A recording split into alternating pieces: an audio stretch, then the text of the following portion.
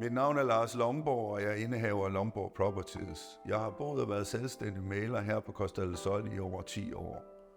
Før jeg flyttede til Costa del Sol, boede jeg i København, og i min tidligere virke har jeg fortrinsvis arbejdet inden for mobiltelefoni i forskellige salgs- og marketingsfunktioner. Foruden mobiltelefoni har jeg arbejdet i konsulentbranchen, også her i forskellige roller. I mine første 6 år på Costa del Sol var jeg medindehaver af ejendomsmæglerfirma, der hed GoCasa. GoCasa udgjorde det klassiske ejendomsmæglerorganisation med en telemarkedsafdeling, salgsafdeling og administration. Da der som bekendt er noget vej fra kunderne først henvender sig til de er klar til at komme ned og gå på visning, er alle firmaer nødt til i en vis grad at holde kontakt med kunden i den mellemliggende periode. Den funktion varetager telemarketingsagenterne, som så ofte anvender dialogen til i den mellemliggende periode at afdække kundens kriterier. Når så telemarketingsmedarbejderne har booket kunden til en visningstur, bliver kunden overdraget til en salgsagent. Desværre går der ofte en del information tabt i den overlevering, og det er heller ikke ideelt for kunden, at den person, de har haft en løbende dialog med, ikke fortsætter og fuldfører processen, men at de i stedet for bliver sendt videre til en ny person herunder salgsagenten.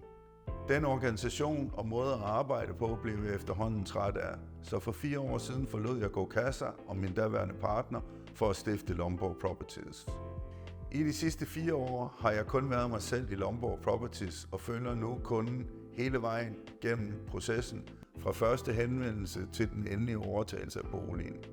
Den måde at arbejde på giver mere fokus, højere succesrate, samtidig med at være mere betryggende og tidsbesparende for kunden, og dermed også mere givende for mig rent personligt. Da jeg som nævnt nu tager personlig ejerskab for hele processen, og da der som nævnt ofte går noget tid fra første kundehenvendelse indtil kunden kommer ned, så finder jeg det oplagt at udnytte den mellemliggende tid på at forberede så meget som muligt inden kundens ankomst. Så i det omfang kunden er tilgængelig inden, får jeg informeret dem om købsprocessen, omkostningerne, markedet samt afdækket kundens boligkriterier. Hvis kunden endnu ikke er bekendt med sine kriterier, vil jeg forsøge at vejlede kunden, således at kunden opnår en generel idé om sine kriterier inden. Når de generelle kriterier er defineret, vil jeg sende kunden eksempler på matchende boliger. Den proces vil ofte føre til, at vi ender op med en liste med visningsemner, således at jeg allerede ved, hvad jeg skal fremvise for kunden, inden kunden kommer ned. Fordelen ved at få forberedt så meget som muligt, inden kunden ankommer, er, at jeg kan minimere kundens dyrt købte tid her på kysten. Så planlægningen herunder kundens behovsafdækning kan omsættes til et mindre antal visninger og eventuelt også antal visningsture for kunden.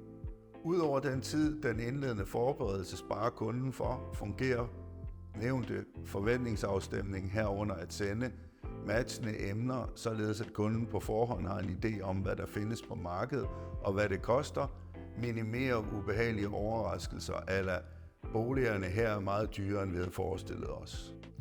En anden fordel ved at være et enkeltmandsfirma, udover som tidligere nævnt, at der ikke er flere aktører involveret i processen, er, at man som enmandsfirma har lavere omkostninger. Den største omkostning ved at være en større ejendomsmægler er lønomkostningen. Ved kun at være mig selv er jeg økonomisk uafhængig og dermed mindre afhængig af at konstant at skulle sælge og lukke handler. Dette betyder, at jeg kan tage mig god tid til hver enkelt kunde og dedikere tid til processen med at finde den rette bolig og ikke forcere kundens beslutningsproces, som man ofte hører er tilfældet i de store firmaer. For mig er det vigtigste, at vi finder den rette bolig for kunden, og det tager den tid, det tager. Det at opnå det optimale match mellem kundens kriterier og valg af bolig, er det, der for mig giver indhold og tilfredsstillelse i jobbet og virket. Udover kun at være mig selv, adskiller Lomborg Properties sig også fra de fleste andre ejendomsmæglere ved ikke at have egne listings- eller boligemner til salg. Jeg har selvfølgelig ligesom alle andre mæglere på kysten adgang til og kan fremvise og sælge alle boliger, både nybyg såvel som gensalg. Men det er kun andres listings- eller boligemner, ikke mine egne. Langt de fleste andre mæglere her på kysten har en portefølje af boliger, de har taget til salg. Det vil sige, hvis de sælger deres egne listings til deres egne kunder, så beholder de hele kommissionen frem for at dele den med en anden mægler, og opnår dermed fuld kommission af salget. Dette økonomiske incitament, de opnår ved at sælge egne listings eller boligemner, gør, at de selvfølgelig forsøger at fremvise og sælge egne boliger frem for andres. Dermed kommer kunden ikke til at se de bedste boliger, men i stedet mæglerens egne emner. Da jeg ikke har nogen boligemner, har jeg dermed ingen præference for, hvad jeg fremviser og sælger. Så jeg kan i stedet fokusere på at fremvise de bedste matchende boliger i forhold til kundens kriterier, og dermed højne chancen for at opnå det bedste match.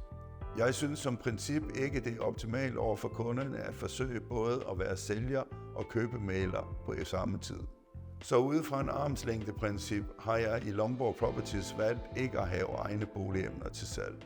Rent personligt og forretningsmæssigt ser jeg det som ejendomsmæglerens vigtigste succeskriterie at opnå det bedst mulige match mellem kundens boligkriterier og valg af bolig, hvilket for mig er det hele handler om.